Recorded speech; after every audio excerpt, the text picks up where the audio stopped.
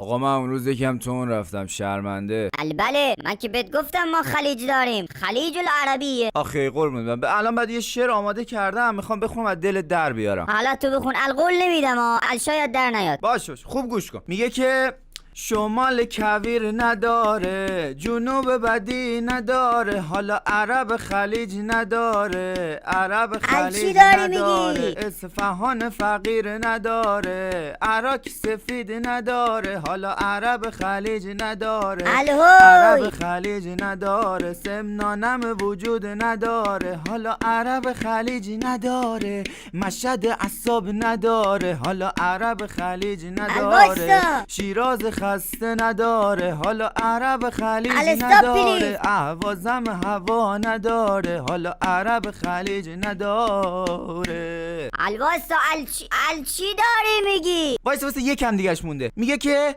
اردبیل گرما نداره، گیلان برنج نداره، حالا عرب خلیج نداره، عرب خلیج نداره، تهران آلودگی نداره، حالا عرب خلیج نداره، بوشهر سرما نداره، حالا عرب خلیج نداره، بندر که جنسی نداره، اصلا قزوین که ترس نداره، عرب خلیج نداره، عرب خلیج نداره، حالا مادر عمومی وای مادر عمومی.